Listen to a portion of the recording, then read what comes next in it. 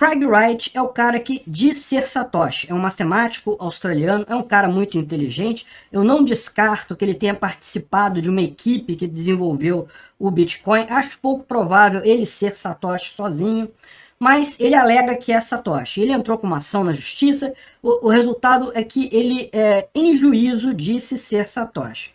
E aí o que acontece? Uma das pessoas que ajudaram Satoshi Nakamoto a testar o Bitcoin, a fazer algumas operações e coisa e tal, e tinha muitos Bitcoins também, era um cara chamado Dave Kleiman. Esse cara era também um pesquisador dessa área, um entusiasta de criptomoedas, e na época ajudou o Satoshi, coisa e tal. Pois bem, a questão toda é, o Dave Kleiman morreu em algum momento aí do passado, e todo o herdeiro dele ficou pro irmão, o dinheiro dele ficou pro irmão, a herança dele ficou pro irmão Ira Kleiman.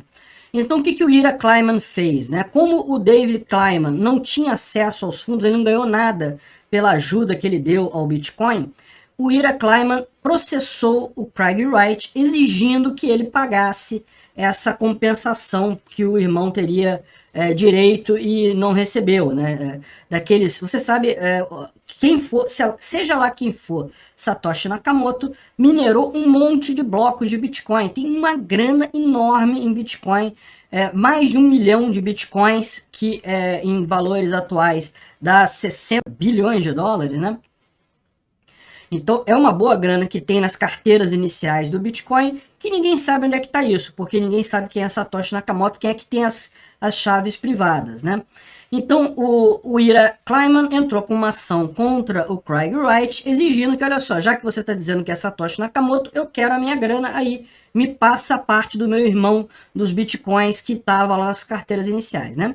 O Ira Kleiman perdeu essa ação, tá? Ele ganhou até uma compensação lá, 40 milhões de dólares, um negócio assim. O que estavam exigindo era bilhões de dólares, então meio que, perdeu 10 milhões, tem que pagar 10 milhões. O Craig Wright é rico, tá? Ele tem muito dinheiro, e como ele tá no Bitcoin desde o início também, ele tem muitos Bitcoins, então para ele não vai ser problema pagar esses 10 milhões. Ele, na verdade, ganhou essa ação, ele não perdeu essa ação.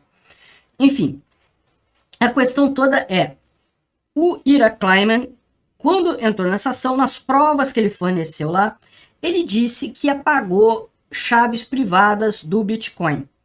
Ou seja, o irmão dele, o Dave Kleiman, tinha um monte de HD com informação de Bitcoin, o cara morreu, aquilo ficou pro irmão, o irmão pegou aquilo ali e saiu apagando os HD todos, né? Eu não sei se ele falou que apagou os HDs, porque ele não tinha nada mesmo, e ele disse que apagou porque, né, ele estava querendo receber uma grana, né, estava querendo receber uma grana do Craig Wright, então ele falou que não tinha a informação, ou se realmente ele apagou os HDs do irmão. Ele não é dessa área de tecnologia, então recebeu aquele monte de HD lá, de herança, apagou tudo. Não sei o que é verdade, mas o fato é, na justiça ele disse que apagou os HDs. Aí o que aconteceu? Aí entra o Tulip Trust, que é uma... Olha que nome, né? Tulip Trust. Vocês lembram da bolha das tulipas lá na Holanda e coisa e tal? Enfim. Tem um trust chamado Tulip Trust, estabelecido nas Ilhas Seychelles, que diz ser beneficiário de vários dos bitcoins minerados pelo Dave Kleiman. Dave Kleiman, que é o irmão do cara lá. Então esse Tulip Trust diz que tem direito a esses bitcoins. E daí processou o Ira Kleiman. Por quê? Por destruição de propriedade. Você foi lá e apagou a chave privada do HD do seu irmão, então você destruiu a nossa propriedade. Então agora você tem que dar o seu dinheiro pra gente, porque a gente tá ficando prejuízo com isso daí. Mas eles foram além. Além de processar o Ira Kleiman, requerendo esses bitcoins iniciais que estão lá no bolo, eles processaram vários desenvolvedores do Bitcoin, como se eles fossem responsáveis por restituir esse valor para o trust lá, o Tulip Trust, né? Veja bem, é uma demanda absurda, não tem lógica nenhuma. Os desenvolvedores do Bitcoin não tem nada a ver com isso, né? Não tem lógica nenhuma, eles não são donos do Bitcoin, eles não são os proprietários do Bitcoin, eles só ajudam a desenvolver o Bitcoin. Mas repara o que o Tulip Trust fez nesse caso. Ele está dizendo que os desenvolvedores do Bitcoin são responsáveis por dar um jeito nisso. Eles têm que resolver essa situação. Se esses bitcoins foram perdidos para sempre porque as chaves foram apagadas, então eles teriam que criar novos bitcoins lá no código do Bitcoin. E é aqui que eu digo que é o grande risco que está acontecendo aqui. Lembra, é o que eu falo para vocês, né? Nenhuma descentralização de moeda nenhuma é perfeita. Toda moeda tem pelo menos alguma parte centralizada. E o Bitcoin tem o quê? Tem um desenvolvedor. É a menos centralizada de todas. O resto tudo tem muito mais coisa. A Ethereum tem lá o Vitalik Buterin com a fortuna dele em Ethereum. Acho que 40%, 50% do Ethereum inicial tá tudo na mão do Vitalik. O que o pessoal negocia é só os outros 50%. 50% é dele. Imagina a grana que não é isso, né? Enfim, então assim, as outras criptomoedas são todas muito mais centralizadas. O Bitcoin é a única que é de fato bastante descentralizada, mas ainda tem os desenvolvedores. Então o que o cara está fazendo? Ele está dizendo, olha só, os desenvolvedores são os donos do Bitcoin.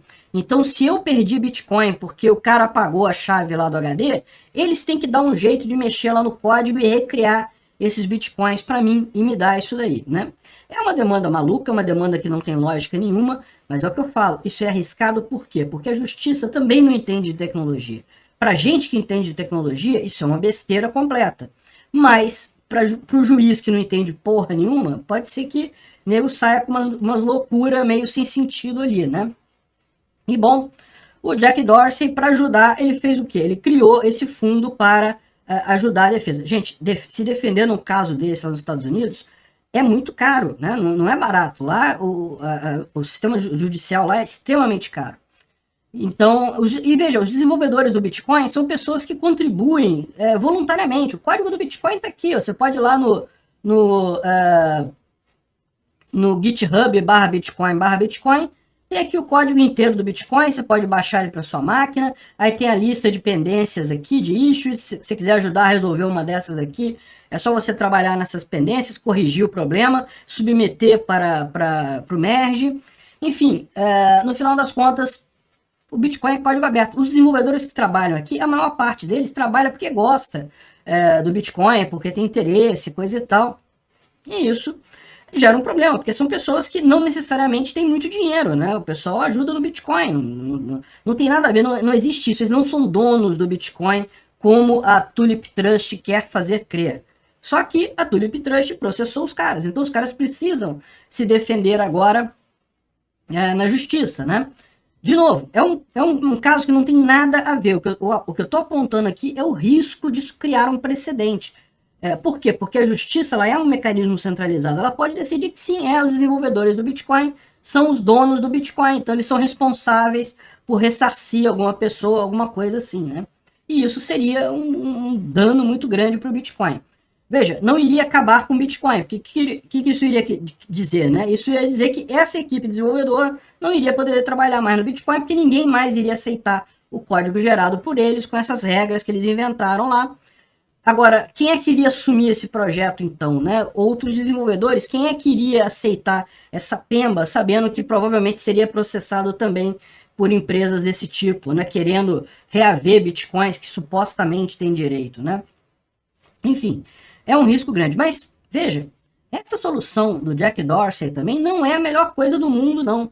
Porque, repara, ela cria agora uma equipe com um monte de dinheiro, com um monte de bons advogados, que está protegendo o Bitcoin. O que é isso? É mais centralização do Bitcoin, é mais uma força-tarefa ali, é mais alguém que pode ser responsabilizado como sendo o Bitcoin, a empresa Bitcoin. Então, isso daí pode ser uma coisa que saia pela culatra, tá? A gente viu notícias nos últimos dias de alguns desenvolvedores do Bitcoin desistindo de serem desenvolvedores do Bitcoin, justamente por conta dessas pendências judiciais. Isso sai caro, gente, isso não é barato, não. Então, o Jack Dorsey está entrando aí para tentar resolver isso aí. Essa história toda é complicada, essa batalha judicial do Bitcoin, a gente precisa ficar de olho. Isso é realmente uma coisa bastante séria para o Bitcoin e para todas as outras criptomoedas, porque se o Bitcoin falhar nisso daí, meu amigo, vai ser complicado para todas as criptomoedas. De novo, o Bitcoin não vai acabar, tá? O Bitcoin vai ficar congelado no tempo. O problema todo é que todo software precisa de melhorias com o tempo. E quem serão os novos desenvolvedores que terão coragem de botar a cara a tapa ali e desenvolver o Bitcoin, sabendo do risco de serem processados como se fossem donos do Bitcoin, né?